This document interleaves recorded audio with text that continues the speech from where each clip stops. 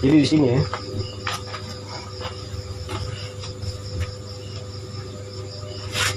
Assalamualaikum warahmatullahi wabarakatuh. A'udzubillahi minasyaitonirrajim. Bismillahirrahmanirrahim.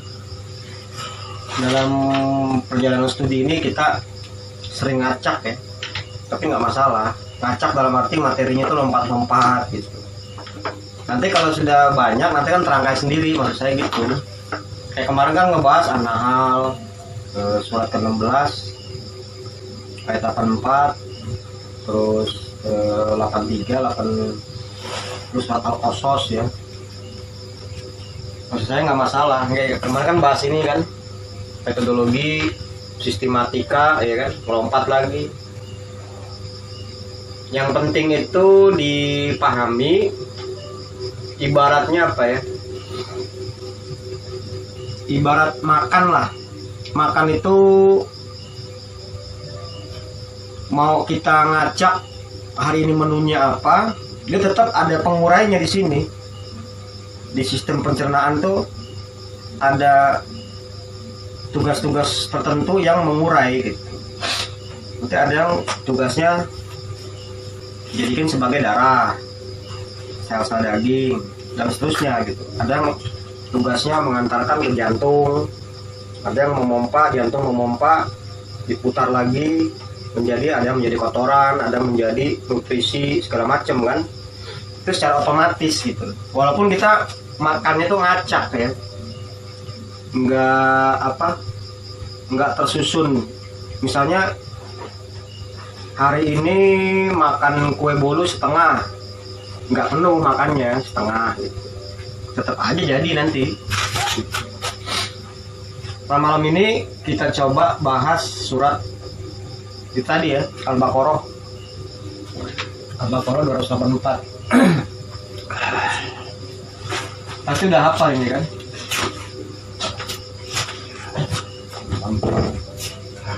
Kalau nggak hafal kebangetan ini. Kan sering ikut yasinan kan? 284. Iya, 284. Terakhirnya 86 aja. Ya 84.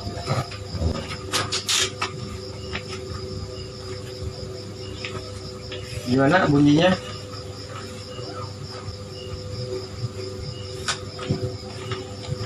Iya. Iya.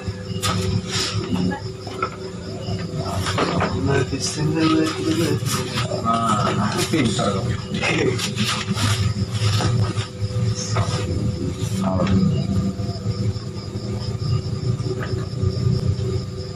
Terus lillahi ma fis samawati wa ma fil ardi. Terus apa lagi? Wah, nggak pernah ikut yasinan berarti ini. Pihak bintah. Ahlul bintah. Ahlul bintah. Wain Sering kejadian. tuh bedu. Ya kan? Ma apa? Wain tuh bedu mafi apa mabi?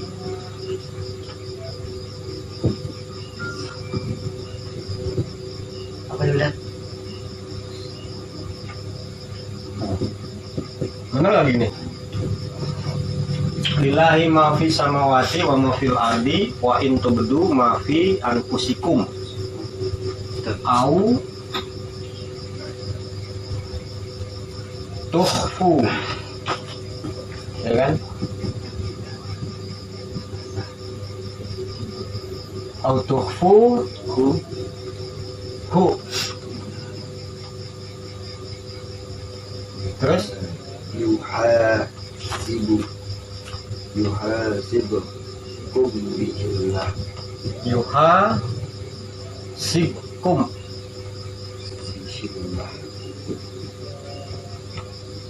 bihillah.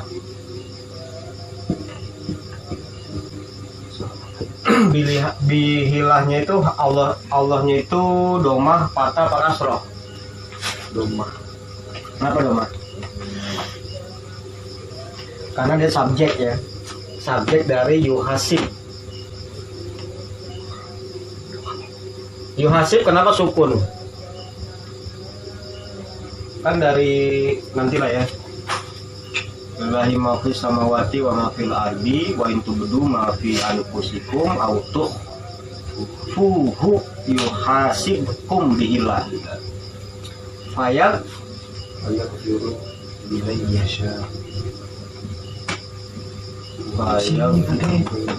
biru Karena boleh tak boleh Kira itu pintar. tak ada Ada tapi boleh kata aku masuk kan ya tak yasha'u wa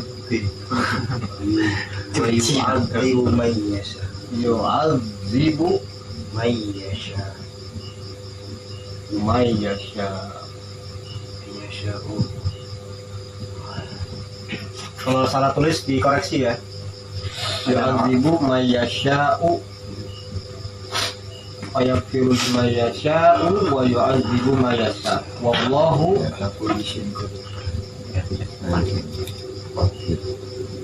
ala kulli udah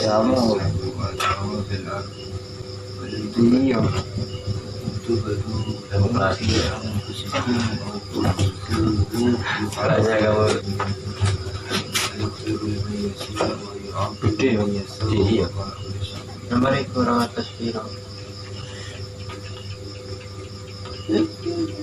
berapa nih berapa tuh atas bingung saya bisa 500. Kodilnya patah badoma apa kasroh? Dia domah ini, domah ini. Sama tanwin. Kenapa? Karena sebagai khobar ya, keterangan dari Allah. Allah pokok kalimat, khobarnya ini keterangan tujuan. Allah adalah qadirun atas segala sesuatu. Nah ini ya, lihat tadi kan udah saya jelasin kan li-nya kan lillahi lil milki. Li jadi milik atau punyaan ya. Nah, memahami milik ini kan apa yang ada di langit dan apa yang ada di bumi ini kan milik Allah ya. Nah, fungsi Allah memiliki semesta angkasa dan bumi ini namanya milik Allah itu kan berarti ada kebijakan-kebijakan lah yang Allah tetapkan terhadap apa yang dimilikinya gitu. Itu dilihat di surat apa itu? Faqala laha walil ardi tiya lagi. iya Ini Faqala apalah lagi, laha apalah lagi. walil Ardi, ardi dia tahu ardi. tiya ardi tiya Faqala laha walil ardi tiya tau'an au karhan.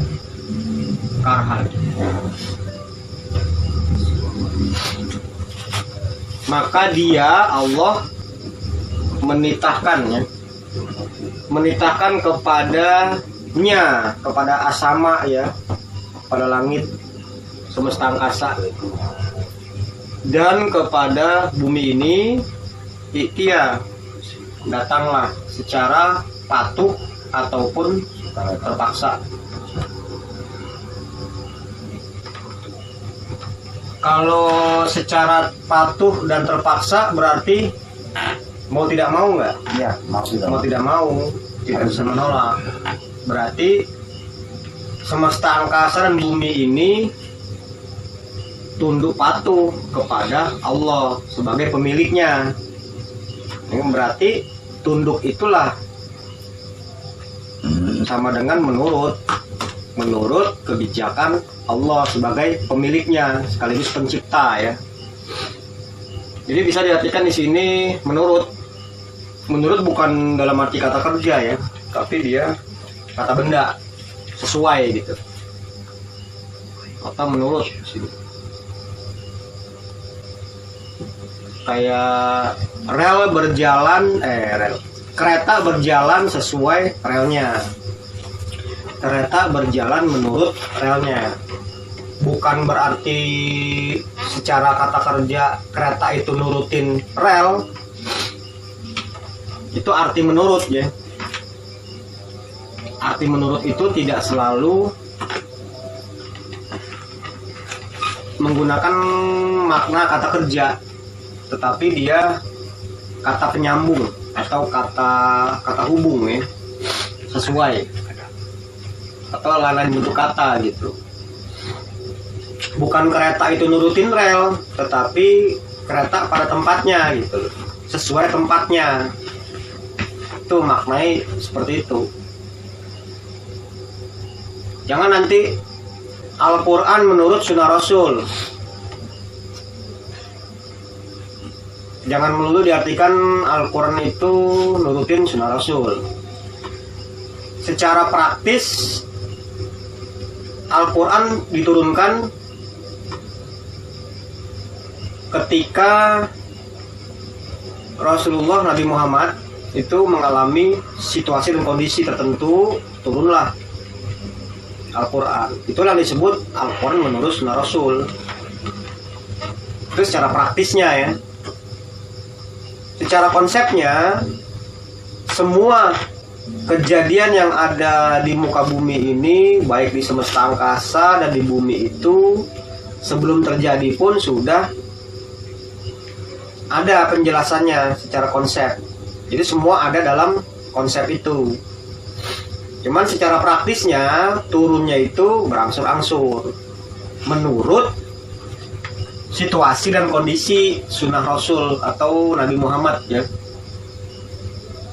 Jadi salah nggak dikatakan Al-Quran menurut Sunnah Rasul? Dalam arti praktis ya nggak salah.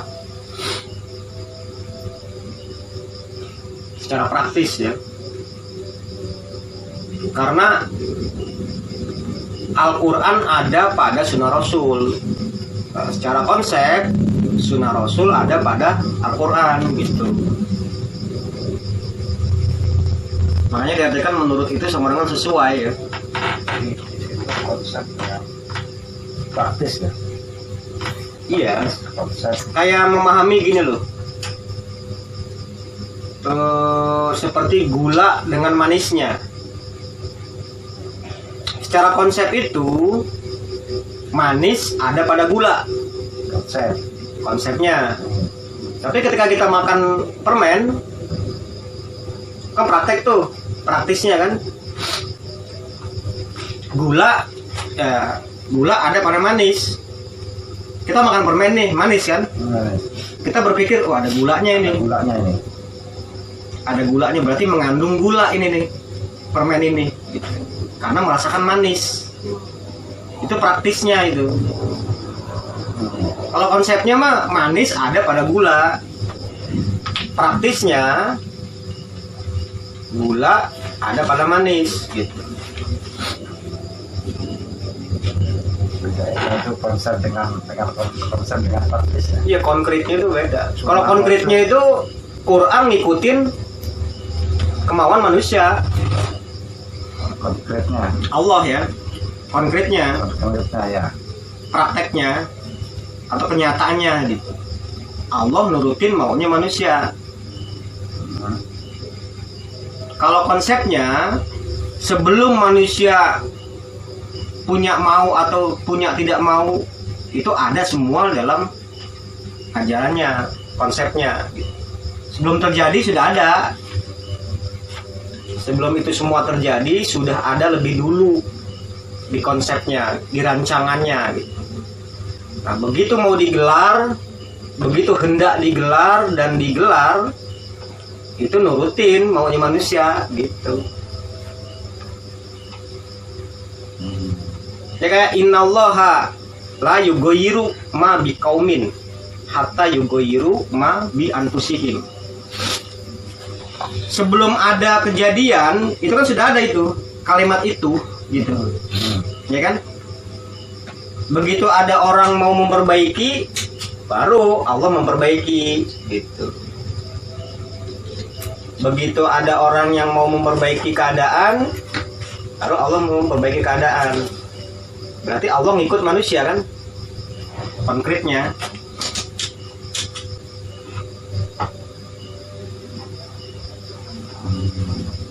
Atau masalah cinta lah ya. Masalah cinta dan perkawinan. Sebelum ada perempuan, di dalam perkawinan itu pasti ada cinta. Tapi konkretnya perkawinan nunggu cinta dulu. Berarti perkawinan nurutin cinta.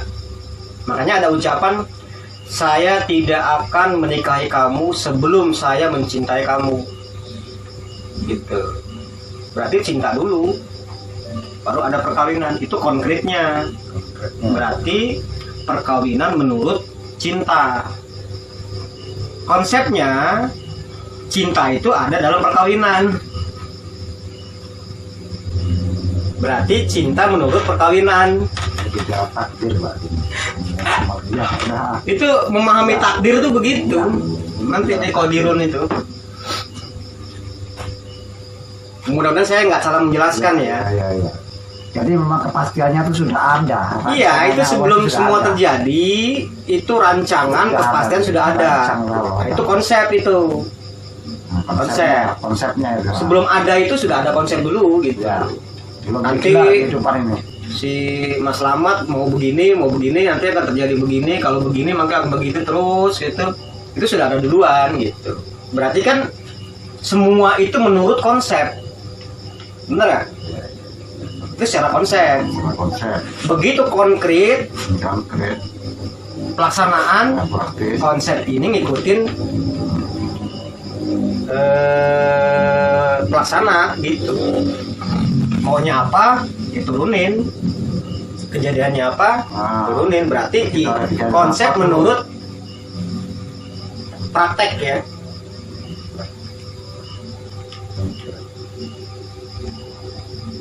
Agak rumit metode. Iya.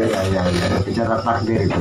Ya, kayak faman syaa fal yu'min wa man syaa fal yakfur.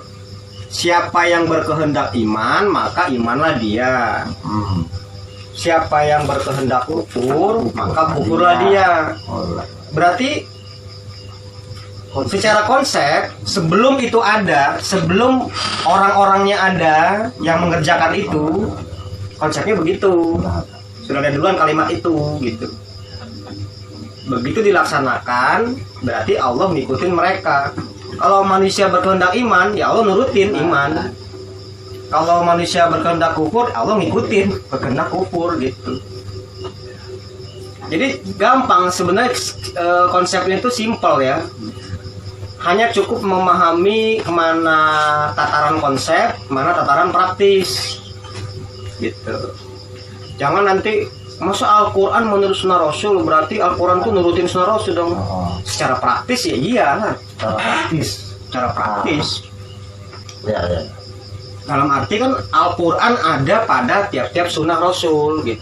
Berarti Al-Quran menurut sunnah Rasul. Secara konsep sebelum ada Rasul pun sudah ada kalimat-kalimat seperti itu. Belum menyentuh kesadaran loh.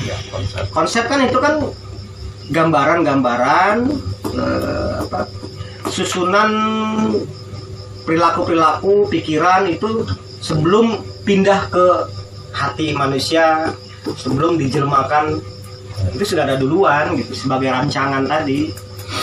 Berarti semuanya ngikutin konsep, ngikutin rancangan dan kepastian gitu. Abstrak sebelum ada itu tuh abstrak itu. Justru abstrak. Begitu terjadinya baru ini ngikutin satu persatu. Konkret. Itu banyak contoh-contoh kayak misalnya gini loh. Nyata. Dalam satu perusahaan ada direktur, ada staf, ada bidang, seksi, staf ya kan. Semua pikiran Direktur itu ada pada bidang-bidang, seksi-seksi, staf-staf. Ya kan? Berarti Itu. ketika itu berarti apa? Direktur nurut bidang staf. Sebelum ada bidang segala macam, itu konsepnya sudah ada di direkturnya. Berarti semua harus nurut konsep dia gitu. Misalnya gini, dalam praktisnya ya, Pak Direktur, saya mau bikin program pertanian. Dia nggak bisa nurutin dia sendiri. Oh, ke bidang ekonomi aja Pak, ke bidang pertanian. Itu di sana. Berarti direktur nurut di bidang pertanian. Itu praktisnya seperti itu. Dia nggak bisa. Ya udah tadi saya ngerjain sendiri gitu. Nggak bisa. Praktisnya kan. Oh Bapak nanti nurut itu aja. Itu ada bidangnya Pak tuh di pertanian gitu. Itu namanya direktur nurut bidang pertanian gitu. Karena sudah ada konsep direktur yang ada di pertanian. Silakan ke sana aja Pak gitu. Nurutin sana. Berarti kan direktur nurut sana. Sebelum ada bidang, seksi, staf segala macam, di kepala direktur sudah ada semua kan tentang itu. Nanti saya mau bikin bidang-bidang lah. Nanti saya mau adakan orang-orangnya gitu. Kan sudah ada duluan dia. Itu namanya semua nurut direktur gitu.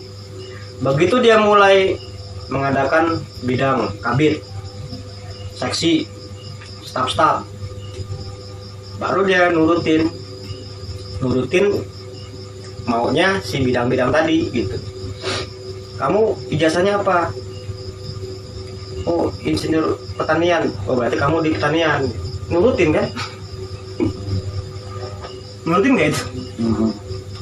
Nurutin kemauan. Saya maunya di pertanian Pak, karena kemampuan saya, minat saya di pertanian. Jadi kamu di bidang ekonomi berarti kamu gitu. Nurutin itu secara praktisnya gitu. Masih bingung ya? Enggak. Benar. Ya. Ini kan di Enggak, di luar sana kan pada bingung gitu. Al-Quran menurut sunnah Rasul. Oh, berarti Al-Quran itu nurutin sunnah Rasul dong.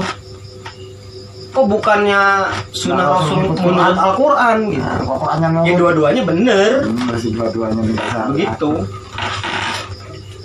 Tinggal di situ tataran apa gitu. Ketika menyebut Al-Quran menurut sunnah Rasul, itu tatarannya ada pada praktisnya gitu. Karena Quran ada pada tiap-tiap sunnah Rasul, berarti Quran menurut sunnah Rasul gitu. Tataran praktis itu. Sebelum ada Nabi Muhammad, sebelum ada Nabi Adam sampai Nabi Muhammad, sudah ada duluan nggak itu di konsep? Ada. Ada. Itu namanya semua menurut Al-Quran gitu. Sebelum aku ciptakan semesta angkasa dan bumi, termasuk dirimu, semua sudah tertulis di Lauhul Mahfuznya, udah ada berarti sudah ditulis. Ya konsep berarti itu. Konsep.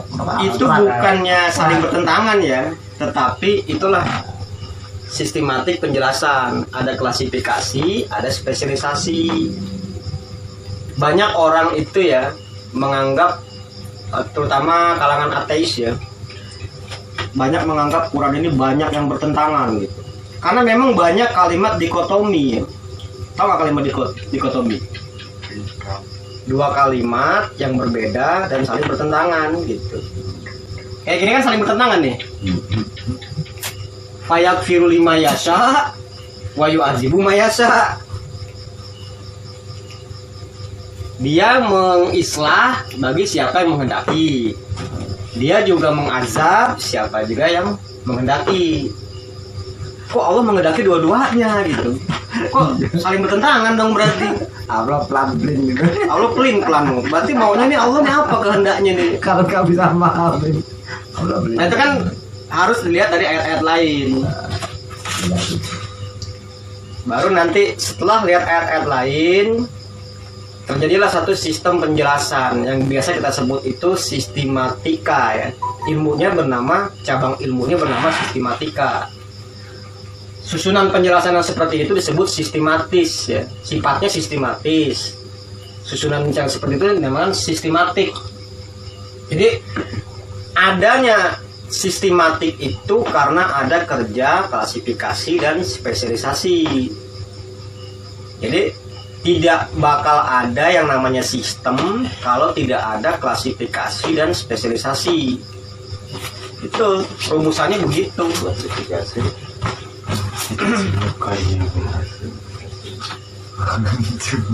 Jadi adanya sistematik karena ada kerja klasifikasi dan spesialisasi. Aduh pada klasifikasi apa? Klasifikasi. Pengelompokan. Kalau klasifikasi itu pengelompokan. Spesial. Kalau kata orang Sunda itu grup. Klasifikasi, pengelompokan ya. Kasih itu pengelompokan. Awas Pakde. Kalau spesialisasi itu penjurusan. Materinya Beda pandang. spesial sekali. Spesialisasi Spesialisasi. itu penjurusan ya. Penjurusan. Pengelompokan penjurusan. Kayak dokter umum terbagi menjadi dokter gigi, dokter mata, dokter apa aja kan? Iya dokter umum itu. Dokter umum. Dokter. Jadi gini kan kayak inilah makhluk hidup misalnya kan, Nah, makhluk hidup.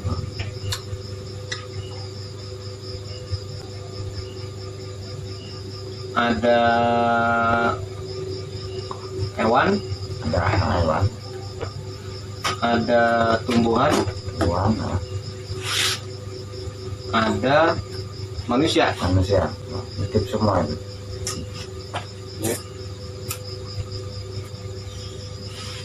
Makhluk hidup itu terdiri dari hewan, tumbuhan, dan manusia. Itu namanya spesialisasi ya.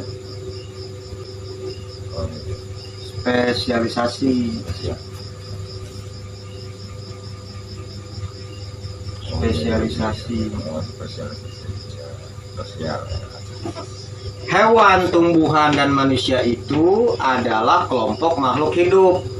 Itu namanya klasifikasi. Jadi panahnya ke atas. Ini klasifikasi kalau panahnya ke atas. Ngerti nggak maksudnya?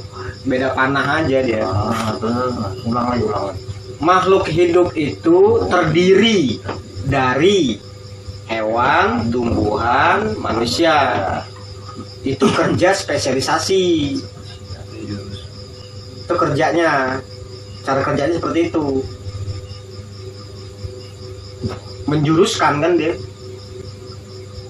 Jurusan makhluk itu apa aja? Hewan, tumbuhan, manusia. Nah, ketika kita menyebut hewan, tumbuhan, dan manusia itu adalah bagian dari makhluk hidup, itu namanya mengelompokkan menjadi makhluk hidup. Jadi pengelompokan itu dari khusus ke umum. Sebaliknya, penjurusan itu dari umum ke khusus. Jadi kerjanya begitu ya. Iya.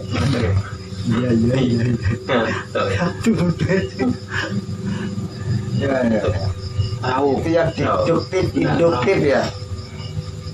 Ke khusus. Klasifikasi itu balik ya.